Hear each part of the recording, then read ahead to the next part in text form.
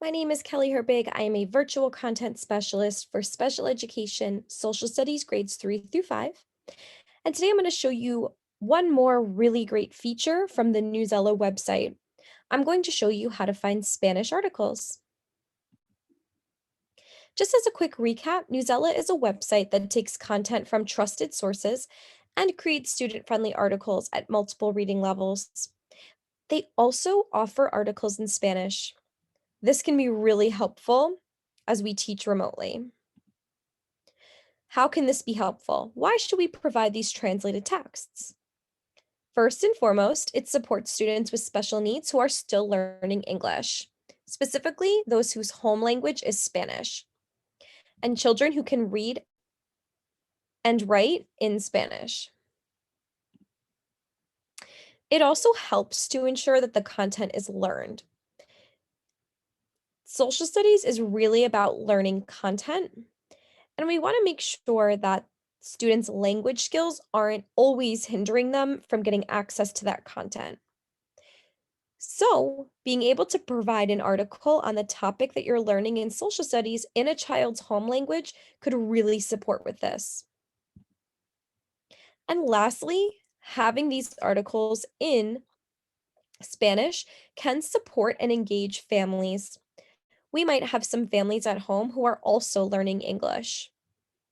Having an article that's written in the Spanish language can help them feel like they can support their child with this content. They might not always feel that way if they're still learning English. So this gives them a really great opportunity to get involved in the curriculum with their child. Today, I'm going to specifically be demonstrating with the Grade 3 Unit 4 China case study. So today, we are going to review the basics of Newsela and learn how to find some Spanish language articles on Newsela, specifically some articles that will help us with this China case study research unit. So let's head on over to Newsela and find some articles in Spanish. So the first thing you're going to want to do is head on over to the Newsela homepage. Then you need to sign in. And when you sign in, you're going to just click sign in with Google. I find this to be the easiest way to sign in and keep track of different logins for all these different accounts. And it will automatically log you in.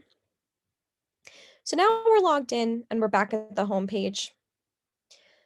We are looking for articles that will support students with studying China. So let's go ahead and go into the search bar and just type in the keyword China to see what we can find.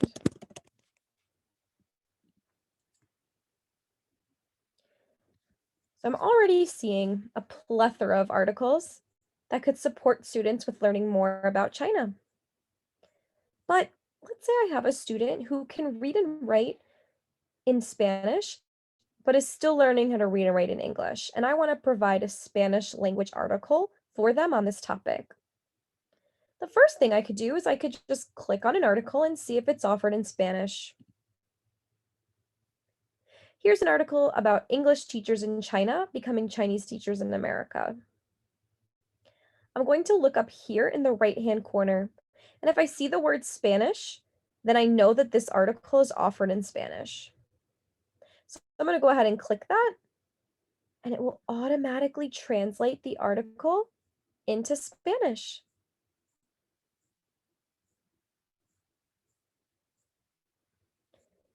What's also really great is that the activities are also presented in Spanish.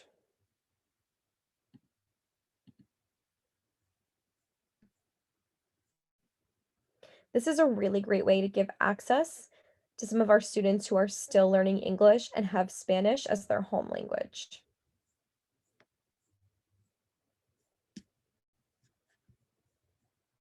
But sometimes this doesn't always work.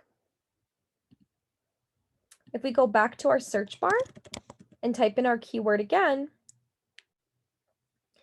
It's possible that we might click on one of these articles, and the language is not offered. The Spanish language is not offered.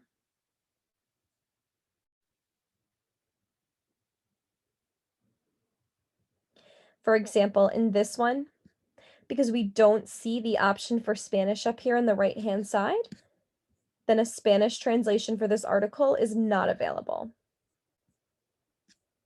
So let me show you how you can do a more specific search to make sure that you always come up with articles that are offered in Spanish. Again, you're going to type in your keyword and hit search. And then you're going to click here where it says more filters. And this is just going to give you an option for different filters you can click if you want to narrow down your search. But today we are specifically looking for articles that are offered in Spanish. So if I go down to language, I can see that my options are English and Spanish, and I'm going to go ahead and click Spanish. I can see even that there are 174 articles that are offered in Spanish that show up with the keyword search China. And once I click that, I have to come back up and into the right-hand side, I'm going to click apply. And here you have it. All of these articles are offered in the Spanish language.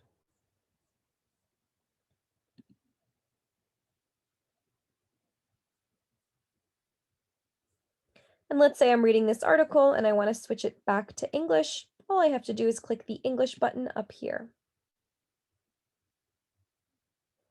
And this button just allows you to click back and forth between the Spanish translation and the English translation of the same article. Here you can see in the activities, again, they are in Spanish.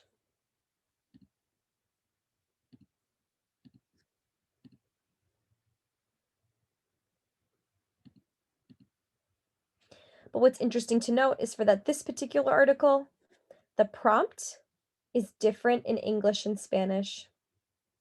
So I do recommend just double checking that if you want your students responding to the same prompt. And if you don't know Spanish, you can always use Google Translate to translate the prompt that you want students to answer to.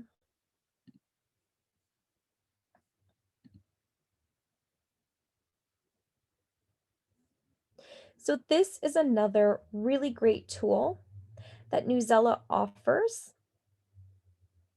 It can really support your students who are still learning English, who specifically can read and write in Spanish. They even have a whole section down here of Spanish language articles.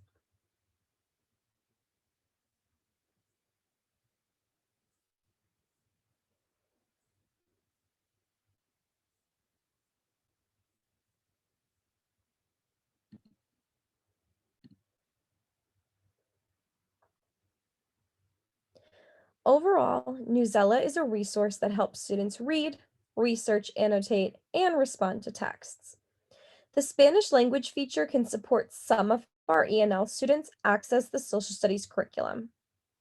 So if you have any learners in your class who can read and write in Spanish and are still learning English, having this feature available to them and to you could be a huge support.